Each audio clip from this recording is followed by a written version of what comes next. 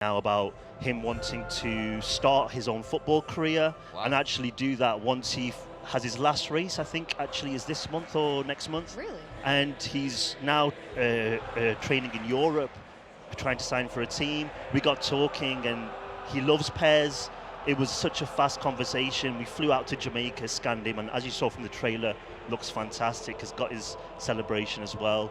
And it's huge for us because it's something. It's the first time that we've done this. We've had legends player before, but never a player outside of football, but is still connected to the sport. Swift, you're so excited. What are his stats? I gotta know. Like, what do you have? We haven't decided yet on the overall stat for sure. Right. But I can guarantee he'll be the fastest player in the game. Obviously, that would be crazy if not. Oh, sure, that's absolutely wild. So you got to actually hang out with him, like, while you're getting him to the game, or how did that actually go? I'm curious, like.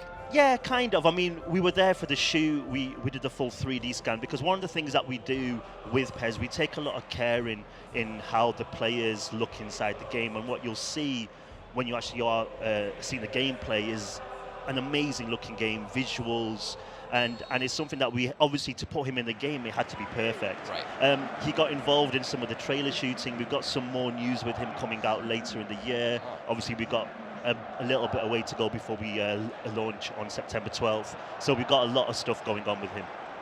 That's fantastic. Yeah. So what did he say when you first reached out to him for this? Do you know what? It was a mutual conversation. It was like, hey, who are you? Hey, I work on PES. Oh, yeah. Usain likes PES. Oh, we should get him in the game. We should get him in the game, and that was it. Done. That's it. Easy. And it was started from there, and it's a fantastic conversation because I know it sounds silly to say, but seriously, when you have endorsements and things, people know money is exchanged. But I guarantee you this: it was always secondary. That conversation about fee was always. It was more about, what can I do? Can I get in the game? How can I look? Can you make me look realistic? My physique, my celebration, all those things as well. Well, you've really opened a door here. Oh, yeah. Who's gonna approach you now? I hope everyone phones me and gets me on Twitter, and yeah, seriously. Oh, just got a goal as well there as well. Wow, fantastic. Whoever's playing backstage, nice job. Yeah. This is some live gameplay you've brought here. So what other changes can we expect in 2018? Well, I do want to say this is a world exclusive. This is the first time that we're showing the gameplay of PES, and it's a big moment for us as well because PES 2018 is the end goal for us after 3 years of hard work. So this is the first PES where you look at and you see the play, and PES 17, 16, 15, those 3 years had a fine link between them, but 18 is like cut from a new cloth. We've completely redone the visuals, the animation system, the physicality, the goalkeepers. It's such a crazy list of new features in the game. I think the main things for E3, because we announced the game back in May, where we announced all these new things, but for E3, obviously it's Usain Bolt. If you pre-order the game, you can use him in My Club. And the second thing, which is really important for us, is to improve the online.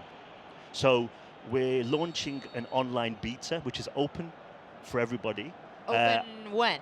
Open at the end of July. We're aiming for the 20th of July. Nice. Yeah, take notes. It's only it's only available for 11 days. It's on PS4 and Xbox One. Okay, set alarm for the notes you're taking. Again, we've not done this since 2011, so it's been a long time for the company, but we brought it back because we need to improve the online. And I think that's one of the weaknesses that we sort of need to fix and get ourselves stronger. Obviously, online is super important. Everyone plays online, so it's something that we're really focusing on. With online, we've got this whole new esports system with PES League, and we're bringing our new 3v3, which is our new co-op, into there.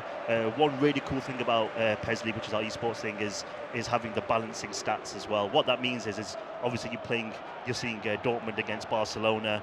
These teams are very strong, but maybe you support a lower division team. You can use them, go online, and use the same stats across the board. Oh, so that's cool. So you have to worry about, like, if you have a favorite team, just because their stats are generally a little bit lower, but you can still play your favorite team and be competitive on the game. Exactly. That's great. Yeah, and it's fair, and then it's about skill. Right. And I think that's what I think when it comes to true esports, you want that sort of level playing field, really. Over anything else, it needs to be fair. absolutely. You mentioned a 3v3. What can you tell us about that? Well, it's something that we were looking at mainly because a lot of our fans were asking for 2v2.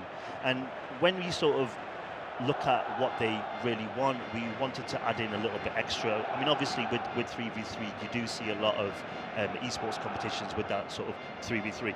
One of the biggest things that PES has is trying to convince a lot of people to play PES over FIFA. And we honestly feel that if you love the game, but all your friends don't, it's difficult for you to convince your friends. You want to sort of bring them with you and play together. And I think that's where it came from. And we've really focused. We've really focused on the game modes around the 3v3, where it has all the stats collected, how you perform as a clan, and you can also do really cool things like if you score a goal, there's some special 3-player celebrations that you can do together, which you can trigger as well, which is a lot of fun. So how is the player control, the in-game player control, broken down for 3 people in the course of one match?